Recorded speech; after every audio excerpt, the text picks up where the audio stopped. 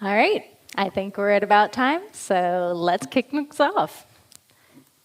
Hey there, my name is Kathryn Grayson Nanz. I am a developer advocate at Progress Software, and as a developer with a design background, I've often been in jobs and situations where I get to do a little bit of everything, to the point where saying, like, you get to wear a lot of hats starts to feel like an understatement. I could do sometimes with a few less hats. But for the most part, actually, I really enjoy that kind of work. And in one previous job, I was actually one of two designers on the team. We had one full-time designer, and then myself kind of splitting my time between design and development. That company was a startup. They had a really great app idea that they had kind of built out and proven, and they'd gained this group of very loyal customers. However, the app had been built entirely by developers without any real design input, and the poor user experience was kind of becoming an impediment to growing their customer base. As new tasks were assigned and discussed there, we quickly discovered an issue. Sorry, wrong slide. We weren't talking to users.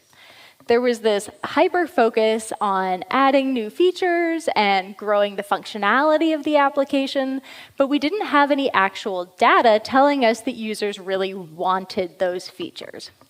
Meanwhile, the users that we did have were struggling to use the existing features due to the complex and unintuitive user interface. In meetings, our discussions often included phrases like, "we think," or "assuming that," or "hopefully." We were making these kinds of educated guesses about our users, but they were still guesses. We didn't really know. We needed to close that loop, but we didn't have any UX specialists. We didn't really have many full-time design people, and we were working with this super limited startup budget.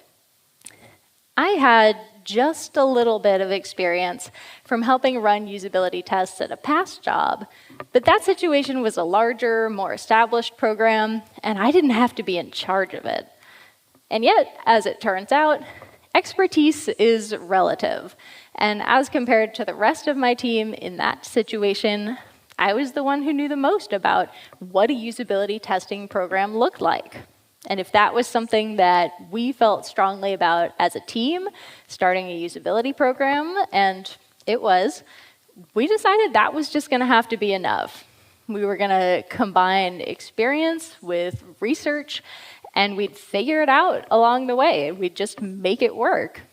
And spoiler alert, we did. So let's talk about how you can do it too. The idea of usability testing is one that most people support and agree with. However, for many companies, making conversations with real users actually happen can be challenging.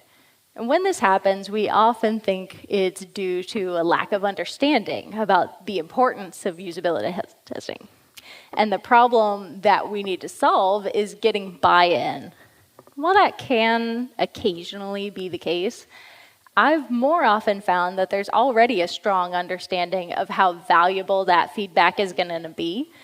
But the struggle, as it was at my previous company, has more to do with organization and resources. It's way more common for me to hear things like, "Yeah, that sounds great. We'd love to do it, but we really just don't have the budget right now." People want the chance to sit down with their users, but they don't know how to make it happen.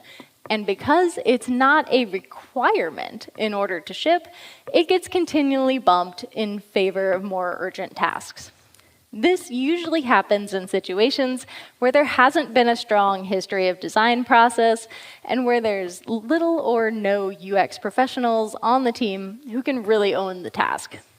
So if that whole story, that situation is sounding very familiar to you, then I have a recommendation. Do what we did and do it yourself. And yes, sure, in an ideal world, this wouldn't be your problem, right? It would be the responsibility of a UX designer or a researcher. But for many teams, like the one I was on, for all sorts of reasons, that situation just isn't a reality. So in this talk, I don't really want to focus on that ideal big budget scenario, because there's lots of resources that already exist for that.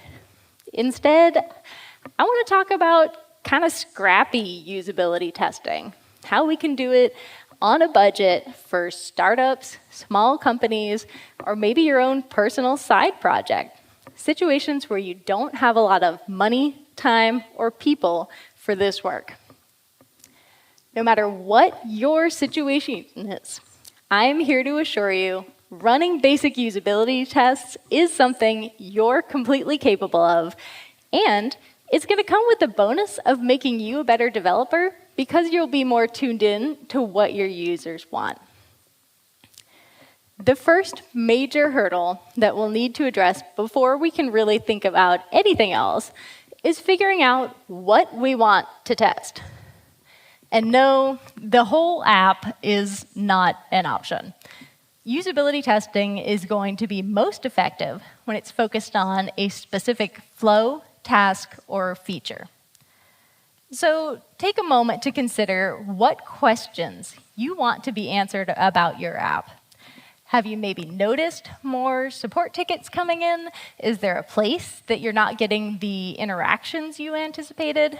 Have you been receiving negative feedback? Are you getting ready to launch something new? All of those can be really great jumping off points. You're going to want to choose a specific task or a chain of related tasks that will move the user through the parts of the application that you want to test.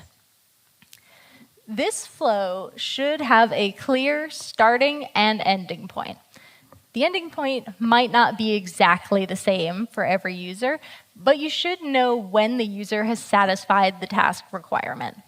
So some examples of flows you can test are like onboarding, searching and saving, exporting an asset, updating the user profile, that kind of stuff. You also want to make sure you've chosen a task that users can complete in one sitting. So that's probably going to be about 20 to 30 minutes. You can potentially test multiple flows in kind of one testing situation, but you want to try and keep the entire session at no more than about an hour long, because the longer the time commitment, the bigger the ask of the users that you're testing with. It can be really hard to find people to actually test with, but it's a lot easier to ask someone for 30 minutes of their time than it is to ask someone for 2 hours of their time. We also know that users will provide more honest and more highly critical feedback when they're shown a less polished design. It's kind of a gut instinct for us to have things really finished and professional when we put them in front of users, but it's also a gut instinct for at least most of us as humans to try and be nice, right? And if you had a friend who was an artist and they showed you this painting that they'd spent hours and hours on, you would probably hesitate before you said anything that was really, really critical, right? You might point out small things that could be easily fixed, or you might kind of intentionally look for specific aspects that you liked, even if generally you disliked the work as a whole. Usability testing can be the same way. The kind of information that we'll get from testing a pixel perfect finished product is going to be different from the kind of information that we get when we test with less finished stuff. So if you put a seemingly finished product in front of people, they'll focus in on the details. They'll look at things like color or button placement or typography or spacing. But if you put a very simple prototype, maybe something you made in Google Slides or even a sketch in front of them, they're going to step back and think about the high concept stuff, right? They'll think about flow, organization, what problems is this solving? And it's not that one of those types of critiques is inherently better or worse than the other, but they are different. And you'll want that feedback at different stages in the process, so it's worth being aware of that effect. Of course, again, the ideal situation here is to just test at multiple points during the product development process and to get both types of feedback. However, if the idea of running multiple usability testing programs just sounds kind of laughable at this point, instead think about what type of feedback you're most interested in. So for example, if you're working with a new design system, it might be more beneficial for you to test later in the process when you can get feedback on the specifics of the visual language. Whereas if you're testing a totally new feature, talking to users earlier can help validate whether or not you're focused on the right problems to begin with before you start thinking about where the buttons go on the page. There are two main types of tests that you can run. So in one option, you're going to watch an established user move through their own kind of practiced flow unguided by you. The other option is to kind of walk a less experienced user through a new flow, and that'll be kind of semi-guided. Both are going to give you a chance to see user pain points, misunderstandings, and places where your assumptions as a developer diverge from the reality of user behavior. So in the established flow situation, you might say something like, walk me through your process for printing John Doe's time tracking report. And then you'll sit back, observe, and let a user who's been using your app for ages show you the way that they prefer to complete the task without any interference from you.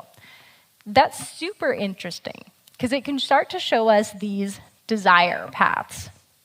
Desire paths are user flows that a user has created for themselves when an quote-unquote official way of accomplishing the task has not been provided to them. And just because you didn't intend your app to be used in a certain way when you built it does not mean that a user is not finding a way to make it do that stuff anyway. Users can be so creative. These tests are fantastic for revealing loopholes, shortcuts, hacks, weird stuff that your users have come up with. And that is incredibly useful information, because beyond just new feature ideas, that tells us so much about the high-level goals of our users, right? Our app is like the whole focus of every day for us. But to them, it's just kind of a tool in their tool belt, right? It's just part of what they're using to achieve goals that actually have nothing to do with your app. So if we've given them a wrench and we see that they're using it to hammer things, we just got some great insight into the types of problems that they're solving and how we can better meet that need. In the new flow situation, on the other hand, there's going to be a little more back and forth, because that user might not already have like an established flow, something that they're doing already. So that might sound like, show me how you would look up flights departing from the Asheville airport on June 1st. And then they'll do it, and you'll go, awesome. Can you talk me through your thought process for choosing a flight? And they tell us, and we go, cool. Now, can you show me how you would book that flight? So in that situation, we're like hand-holding a little more. We're moving users specifically through each step of the task, and that allows us to kind of ask questions along the way and kind of break it down a little bit more. Again, that's ideal for testing new features, working with lower fidelity prototypes, and for working with folks that have never seen your software before. It allows us to see our own application through fresh eyes, which is super valuable, right? Because as developers, we already know how it's supposed to work. We don't need that information. We have the whole backstory around how a feature was brainstormed and scoped and developed and tested, right? Like, we were in all those meetings. We remember. And that means we've become a little bit nose blind to it, right? Like if you've been in the room with a scented candle burning all day versus someone who just steps in, it's almost impossible for us to get ourselves back into that true beginner state of mind, which is why it's so important for us to talk to people who are there naturally, who are true beginners, and let them tell us about their experiences. In both situations, you want to be thoughtful about how you're wording your prompting statements. One of the most important things to keep in mind while you're writing these prompts is that you want to avoid giving clear directions. So in that example, you'll note that I didn't say, find and click the search for flights button, right? You want to leave the door open for the user to complete the task, potentially in a different way than you had imagined. Maybe they don't want to use a specific flight comparison feature, right? Maybe they like to have each of their flights open in a different tab. Maybe they take written notes. Maybe they favorite or bookmark all the flights they're considering. Who knows, right? Not us if we tell them very specifically how to do something. We want to make sure we're not setting parameters too tightly because we're not testing the user's ability to follow directions. Most people can follow directions, right? We want to see what happens naturally when we leave the users to their own devices. Once you have an idea of what you want to test, then it's time to find some test subjects. Subjects, yes. Most of the time, you'll want a mix of established users and people who have never seen your app before in their lives, right? But ultimately, that's going to depend on what you're testing. So if you're working on this advanced search feature that's targeted at super users who have so much data saved, you could probably skip new user testing for that. Whereas if you're testing an onboarding flow, skip the established users. If you're rolling out a new user interface theme, that's when you're going to want to mix. Again, in the big budget ideal scenario, you have money that you get to just kind of throw at this and hire someone to get that perfect mix of users all lined up for you, right? All ages and genders and experience levels and abilities. But in this realistic scenario, maybe we're working with a very limited budget or no budget at all. We can still do this. It's just going to take a little more work. The good news is that we actually don't have to do a lot of testing in order to get a lot of useful data. In fact, there's a pretty well-known article by Jacob Nielsen of the Nielsen-Norman Group called Why You Only Need to Test with 5 Users. His article includes this graph. It shows that if you test with 15 users, you can find 100% of the usability issues in a single design in a round of testing. Now, that doesn't sound crazy, right? 15 is not a huge amount of people to recruit, harder than you might imagine, but not impossible. So why is the official recommendation only 5? Because what's more important than the actual testing is what we're going to do with the results when we have them. And if we're using the testing process correctly, it's going to be iterative, right? We make something, we test, we find the issues, we fix the issues, we test again. We find new issues, we fix new issues, we test again. You get the idea, right? We kind of rinse, repeat this process until the testing shows diminishing returns because we've fixed all the stuff. Generally, that takes about 3 rounds. Then, we get something perfect, we're super happy with it, and we make new stuff. And guess what? It's time to test that again. That's software engineering, baby. A product is never actually done. So, as Nielsen says, the real goal of usability engineering is to improve the design, not just to document the weaknesses. So, doing the testing, cool, but ultimately kind of pointless unless we're leveraging that data to actually improve the work. So it feels tempting to find 15 users and go, let's just catch 100% of the things and be done. But that's not really how it will work. We'll catch 100% of the things in the original design, then we'll change it based on the feedback we got. Then you need another 15 people for the next round and the round after that. So that means we're not actually talking about 15 users. We're talking about 45. And that's a tough goal, especially if this is the first time you've ever done this. So let's rewind it back. Let's say we stick with the Nielsen recommended 5. Testing with 5 users gets us 85% of the way there in the first round. Honestly, not too shabby on its own, right? Like, on the grading scale, that's a B. That's a solid B.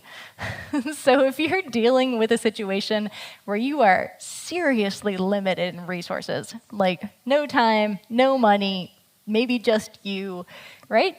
You could always run just one round of testing with 5 users. There's no usability testing police. We won't stop you. You won't catch everything, but you will catch a hell of a lot more than 0, which is what you're catching with no usability testing at all. So baby steps, right? However, of course, it's great to be able to iterate and then run multiple rounds. So in that situation, Nielsen posits that in the second round, the next 5 users are pretty darn likely to catch the bulk of whatever was missed from the first round, in addition to some new stuff. So if we assume 3 rounds of testing, that means we need a total of 15 users, which is pretty darn achievable. And we caught the vast majority of the UX errors. So that's a pretty sweet deal. Now let's talk about actually recruiting those people. Reaching out to your sales and support folks is a really great place to start for finding established users to test with. Both of those teams can generally quickly come up with a handful of potential candidates based on their personal interactions with your users already. Those tests also can generally be organized quickly because you already have that pool to draw from, you have their demographic information, you have an established point of contact, and perhaps most importantly, you know that those users already have a vested interest in your brand and in improving your app. It's a wonderful place to start, but we don't have to stop there. To cast a wider net with established users, you can also try posting open calls on social media, adding banners or modals to your website. Often it can help here to kind of sweeten the pot by offering something in exchange, but that does not have to be money. Like, it can be if you do have the budget, but free trials, discounted rates, company swag, all that kind of stuff can also be a pretty powerful motivator without necessarily needing to cut a check. And if your company is anything like mine, then there's a closet full of t-shirts and stickers that you've been trying to get rid of anyway, so I found the solution: usability testing. New users are more challenging because they absolutely will require motivation to participate in something that otherwise they don't really care about, right? They don't use this app. Why would they care if it gets better? The free options can still work well here, so give that a shot. Everybody likes a t-shirt. It is amazing what people will do for a t-shirt, kind of a Klondike bar situation. Friends and family members, also really good options here too. You can leverage your personal relationships for career gain. I'm never above that. The important thing here is to just try and create a level of separation, right? You don't want to be the one running a usability test for your own mom. In addition to being embarrassing, it also does create biased results. So if you just want someone to tell you that what you made looks really great, wonderful for you to test your mom. If you want honest feedback, maybe have a coworker that she doesn't know run the test. If you have a small budget, something like $10 gift cards, right? Like free coffee at Starbucks, providing a catered lunch, all that kind of stuff can do a lot to entice participants. So even if you can scrape together like $100, that's still a handful of folks you can get to do a usability test for you. And again, remember, you only need 15 total. If you have a more moderate budget, investing in a third-party service like a panel agency or a market research recruiter, that can be super valuable because they're going to help connect you with specific subsets of user types. So you'll get better, more accurate results that more fully reflect your entire user base. If that's not an option, you can, of course, still try and connect with those user groups on your own by reaching out to places like community centers or organizations that cater to those specific groups. Often in that situation, a gift of volunteer hours, a public promotion of their cause, that can be really helpful without necessarily needing to spend money. Promoted posts and ads on social media are also really reasonable in terms of cost and will allow you to set very specific demographic targets. So that might help you find folks that you would otherwise struggle to reach. Ultimately, of course, the goal here is to achieve as diverse a group as possible. So we're talking age, race, gender, disability, orientation, identity, and experience level. But remember, perfect can very quickly become the enemy of good. And as we mentioned before, any user testing is going to be better than none. And when you're working with limited resources, the ideal might not be possible for you yet. The long-term goal here is to establish a viable usability testing program. It's going to show results so that more money, time, and resources can then be allocated to it down the road when they become available. You want to think of this DIY solution as like step one, right? When your testing group isn't super diverse, you do have to take the results with a grain of salt and remember that they may not be reflective of your whole community. The data is still going to be useful. The conversations are still going to be informative. The process still absolutely worth doing. You just can't hold the results up as like 100% absolute objective truth. When you're reaching out to gauge interest and to start finding those candidates for testing, that's when it's time to start nailing down the logistics of the test itself. This is where folks can often get hung up because there's a lot of details you might not have considered if you've never done this before, right? Like you're planning a birthday party, you know you have to bring the cake, you might forget the napkins. So let's break it down. Ideally, you want at least 2 people from your team present to run the tests. You'll want 1 facilitator and 1 observer. Neither one needs to have done this before. It's not hard. You'll have plenty of time to practice, right? But at least 1 person should feel comfortable speaking with users and kind of being in that facilitator position to run the test. It's ideal to have multiple people running tests so that the workload can be more distributed. When it's just 1 person, first off, it's just a lot of work. But that also slows down the scheduling of tests. It'll take a lot longer to work through all those 15.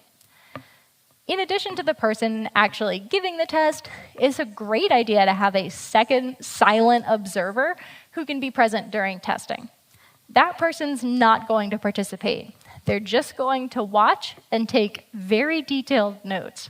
So they don't need to be comfortable speaking with users. They just need to be very attentive and detail-oriented.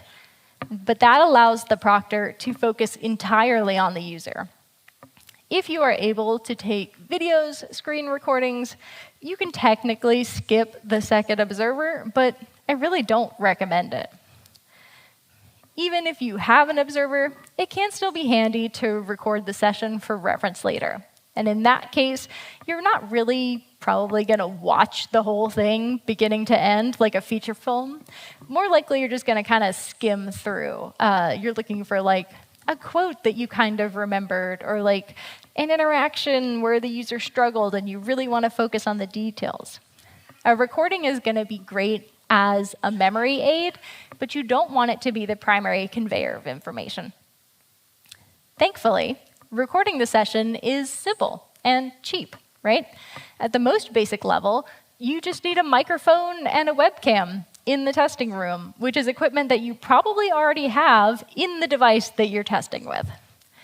Ideally, you might want to capture a few different things. So having multiple cameras is nice, but not required. I like to have the webcam on the testing device enabled. So that'll help capture like facial expressions, and it lets you do some low-tech eye tracking because you can kind of see where they're looking on the screen. It's also nice, but certainly not required, to have another camera set at a distance that's going to capture the user and the device. That'll capture things like hand motions and body language, and whether they're primarily using the mouse or the keyboard to navigate, if they're like kind of tapping their toe anxiously, things that you might not catch with a face-focused camera. Of course, you'll also definitely want to capture the screen recording of the testing device, and you'll want to have a microphone on to kind of capture the conversation. If you've got, again, a little money to spare, you want to try and step it up a notch, you can look at things like heat map or cursor tracking or eye tracking software.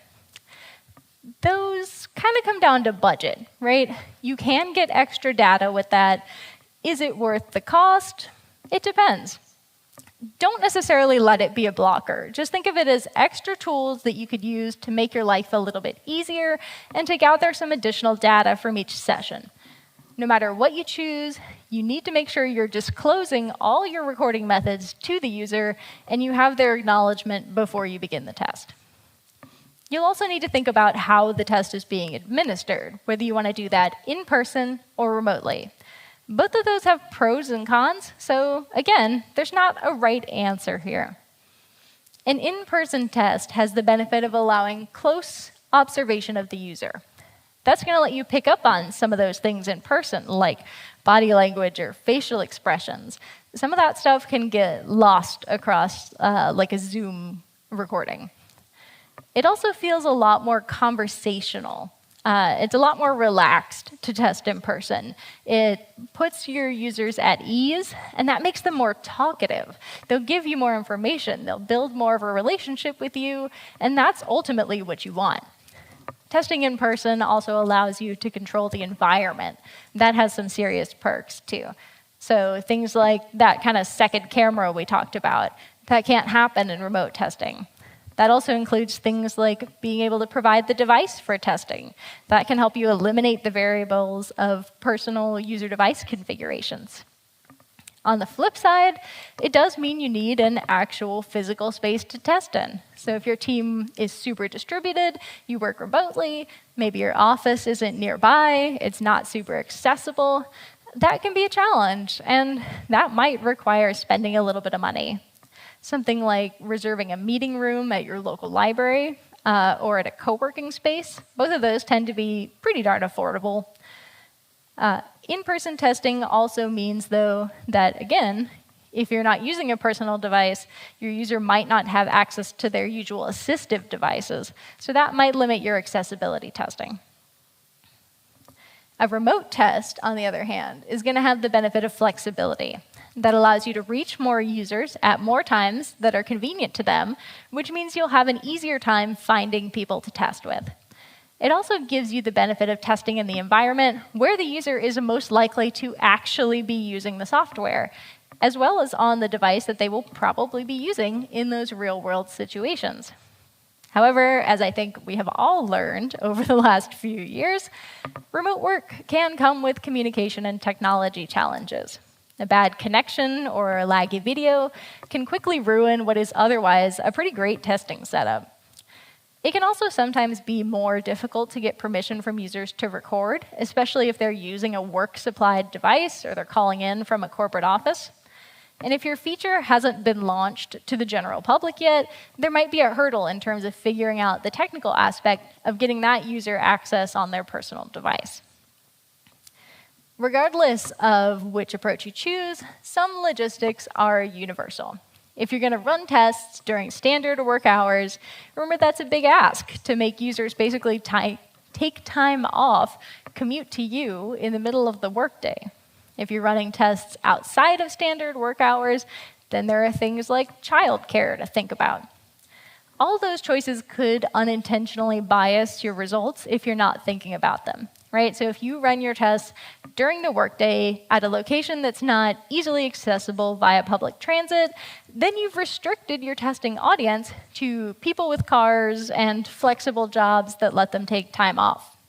If you're bringing users into your office and you're running your tests on like a super fast desktop computer with a large screen monitor and a strong Wi-Fi connection, you might not get accurate data for an app that's going to get used on a tablet out in the field over a mediocre data connection, right?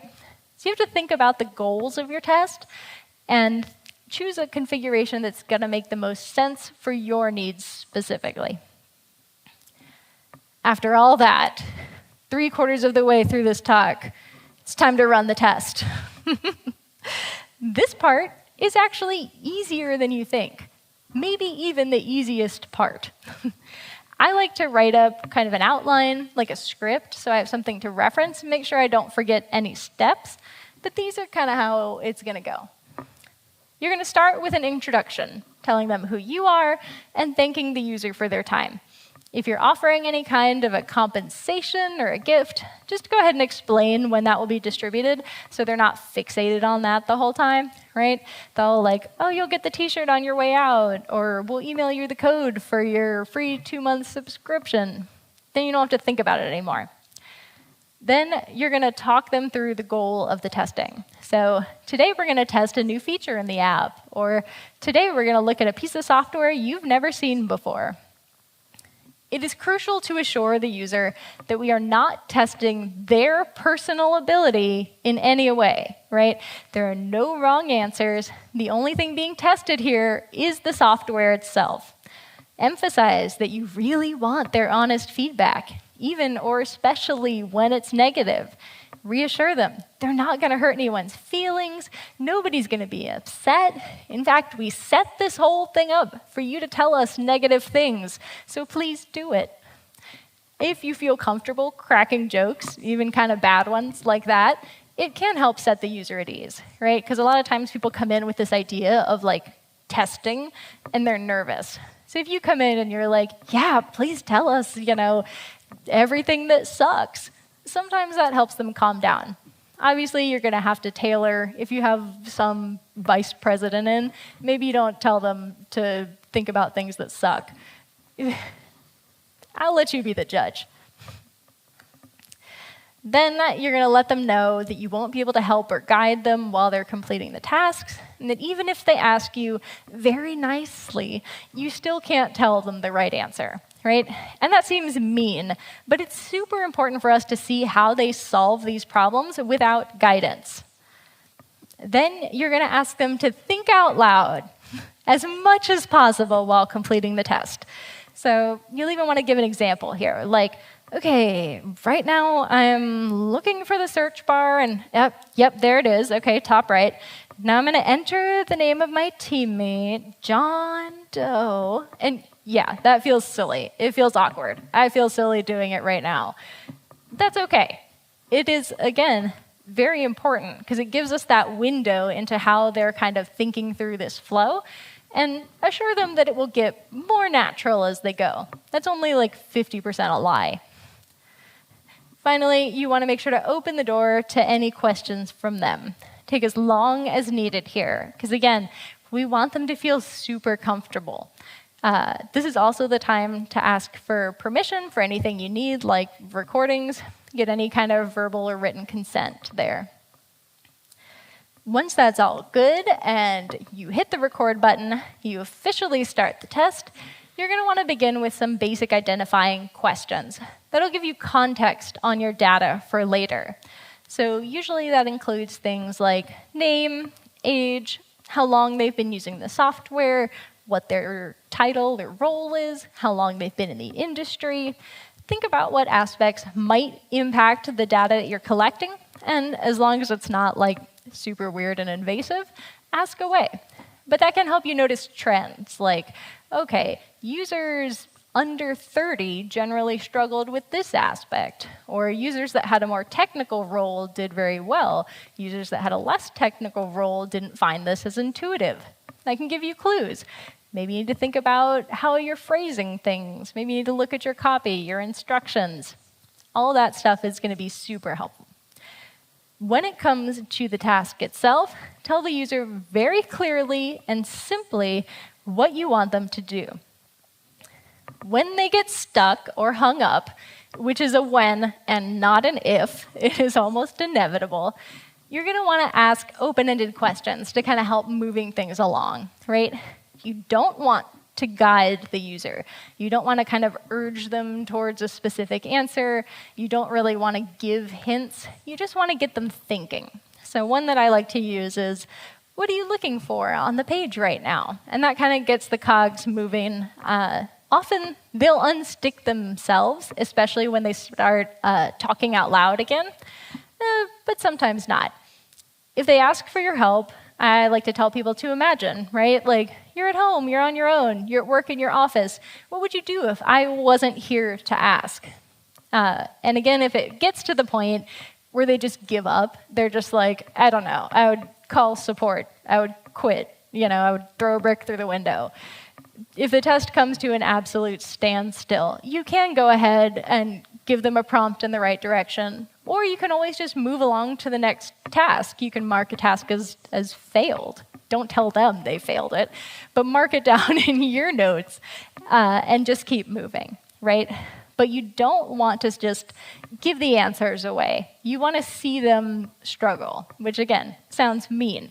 But watching how they break down the problem, what they are thinking, where they think something should be and isn't, all of that's super valuable data.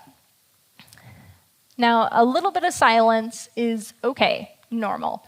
But if it goes on for too long, you're going to want to try and prompt that user to think out loud again. So something as simple as like, what are you working on? That'll usually do the trick. And if a user expresses like surprise or disbelief or frustration, one of the most useful things you can do in that moment is to ask, what did you expect to happen here? That will tell you about their assumptions, the ways they've been conditioned to use software, the kind of mental models that they've built. And that is truly invaluable information. Once the task has been completed, it's time to ask any follow-up questions that you have. This is a great opportunity to kind of widen your focus here, to look at the high-level stuff, like general impressions and feelings and emotions while using the software. It's also a chance to ask the user to share any thoughts or feelings that you might not have prompted them about specifically. So I usually offer like a catch-all, right? Like, beyond what we discussed and what I asked you about, did you have any observations or things that you wanted to share?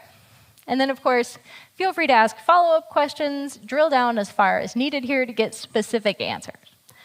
I also like to ask what's called the magic wand question, right? So if you had a magic wand that you could just wave and change any part of what you just experienced, what would change?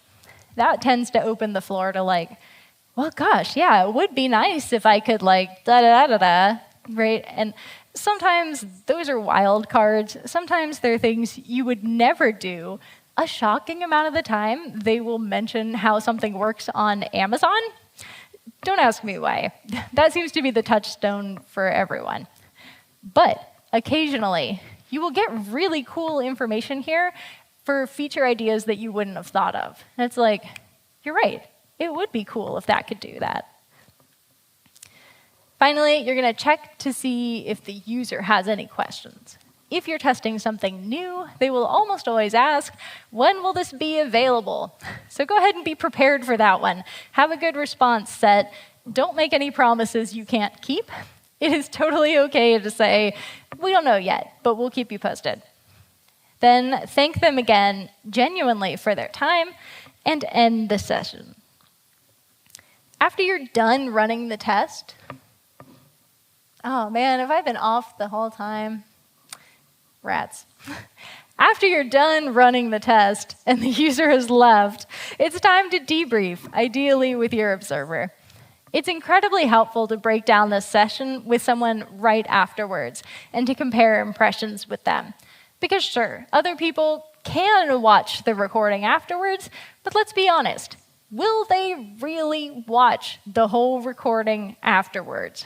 And will they do it with the same level of attention as someone who watched it live?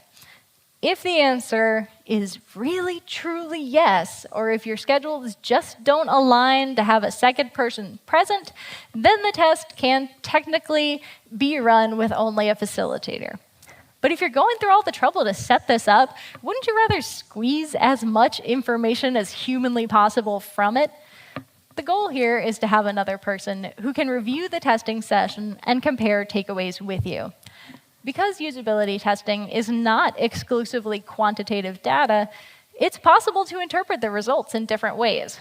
So another person might understand a user statement differently than you did. Maybe they catch an expression or a gesture that you missed while you were busy actually facilitating. It's not realistic to expect everyone on your team to watch a usability test recording, but having at least one other person watch it either in real time or to review the video afterwards is super important. Debriefing with that person as soon as possible after the usability test ends is the ideal scenario. The longer you wait, the more you're going to forget. If it's possible to jump into a room or open a call like immediately after the user leaves, that's the best. Within the next couple of hours, that's pretty good. Within the next few days is fine. After that, the efficacy is going to decrease pretty substantially. And at that point, you're really only working from the recording, not really your own memory anymore. During the debrief, open a document, take out paper and a pen, and just do a brain dump. Be as detailed as possible. You're not going to remember as much as you think you will, so make sure to include lots of context. Be as specific as you can so your notes are not just gibberish to you later. Write down things like user quotes that stood out, user actions or flow paths that surprised you, any kind of aha moments. Really anything that caught your attention, made you go, huh, while the test was happening, that's what you want to capture. Then you're going to compare notes. After the debrief, you want to get your notes from the testing session, your debrief partner's notes from the testing session, and all the information that you discussed together during the meeting itself. Combine those into a document, bring them with you, and get ready to do some organization, because now it's time to turn that info into actionable takeaways. It can feel hard to know what to do with all this data, because so much of it is observational. So we can't just throw it into a spreadsheet and sum the totals, right? This is my approach, which is based on a method known as coding. I know, not coding like writing code, coding like color coding, right? A way to group similar content around a base keyword or concept. So first, you're going to group your data by question or by task. You asked all the users the same set of basic questions. You asked them to perform the same tasks. That's a perfect starting point for dividing out all this data you captured into parsable chunks. And again, before we get too carried away here, let's clarify what we're talking about when we're talking about data here. Right? So during the testing process, you ideally had an observer taking notes. Then you debriefed. You compared your findings, your reactions, your takeaways. You have that sheet of notes. And if you don't, for whatever reason, that's the time to rewatch the recordings with an eye on this task specifically, because that's what we're going to capture here. Those quotes, those unexpected actions, user emotions or feelings, times when they expressed surprise or frustration, whether or not tasks were able to be completed. You're going to write each of those things down on a sticky note. You're going to throw them up on a big wall, grouped by question or task. And if you're a remote team, you can do the same process digitally using tools like Miro or FigJam. Then you're going to look for patterns, especially within those groups. And this is where you kind of start to put the puzzle together, right? Because when multiple users take the same action or struggle in the same place, that's a clue, right? Seeing multiple users follow the same flow, do the same thing without speaking to each other, that's a super strong indication of how your UI is being interpreted. So if they're all fumbling at a certain point, they're all making the same mistake, maybe they're making different mistakes all at the same point, that's the kind of thing you want to take note of. And this is where the coding part comes into play, right? I like to use colors here to designate themes or patterns. So maybe red is frustration. I'll look at all those sticky notes and I'll make a red dot on the ones that mention an aspect of user frustration. And then when you step back from the wall, you can get a quick read of the overall situation. Like if there's tons of red all across one task, that means we've got a problem with that task. If we kind of see it more spread out, if we see it spread out, but we notice it's only with users in a certain role or above a certain age, that's going to help us kind of pinpoint problems here, right? And obviously, little to no red, a good sign we're on track. You can create codes for any patterns that you notice. So maybe you notice feelings of overwhelm. You might tag things that mention confusion or people looking lost or times questions were asked of the facilitator. There can be good patterns, too, when people praised things or were excited or were delighted. Whatever you think is going to be most useful, kind of come up with a way to tag and group. Then you're going to collect the hard data. And just because you don't have a lot of hard data doesn't mean you don't have any. You do have things like time to complete tasks. You might have heat map data. You will have clicks, right? Like number of pages it took to complete something. You can look at what those numbers have to say in correlation with what you witnessed and with the patterns that you identified in that last step. So for example, if you did notice a trend of user confusion, that's probably going to be supported by the hard data in terms of like longer times for task completion. Maybe you see more backtracking, more undoing. All of that kind of stuff should support the patterns that you noticed. Finally, you're going to collect those noteworthy quotes, findings, patterns, and data into ideally a one-page document. Because other folks are going to want to see the results of these tests. They're not going to read all of the notes that you took. They're not going to look at your unorganized data. They probably won't even read your sticky notes, as much as that would be nice, right? You want to take the most impactful stuff, put it into a document for quick review and access so that can be pulled out. And the next time you're in a meeting and it's like, well, do we think they want this? Do we think they want that? You have your reference document. Maybe even print it out, stick it on the wall, stick it on the fridge, somewhere you'll see it all the time. My main tip here, as you're kind of putting everything together, is to try and not let one user's struggle or success overshadow the others. Right? So don't quickly rush to change things just because you had one person who didn't get it. Similarly, don't refuse to change things just because you had one person who could do it well. It's really easy for us to look for the users and the tests that are going to confirm our own biases, what we already think is going to be the results of the tests. But that's not actually helpful when it comes to building better software. True objectivity is hard. That's why it's ideal to involve as many different people as we can in the testing process so that multiple interpretations of this data and of these experiences can all be heard. Whew. Not too scary, right? We got through it. It had lots of parts, but they're all things that can be broken down into smaller, achievable steps, and something I think we can all do. So I hope you feel empowered and maybe even excited to get out and talk to some users. You will be amazed at how watching even just one user navigate your app gives you a unique perspective as a developer. And it's one that you'll keep with you as you're solving future problems, as you're tackling future work. It teaches us to resist that urge to make assumptions or to think of ourselves as the user, and it's going to help us check our internal biases. Running usability tests isn't just great for your software, it's also great for you. And I really hope that this session helps you feel empowered and ready to give it a shot. So thanks for listening.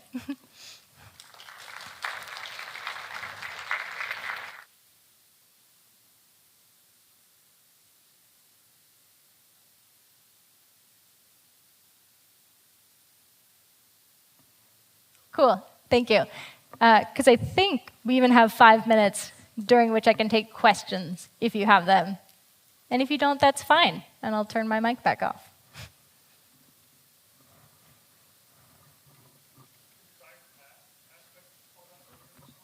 Mm-hmm.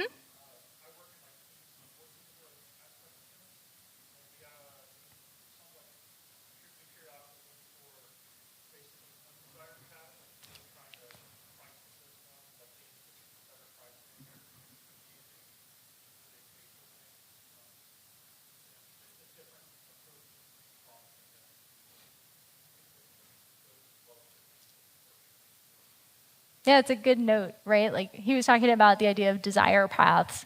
I will note that desire paths are meant to represent the user's desire. So even if you don't desire them to do that, which I think is what you were describing.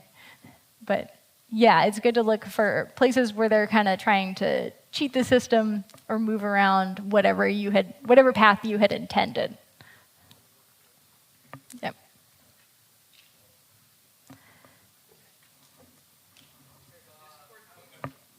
Oh, go ahead, sorry.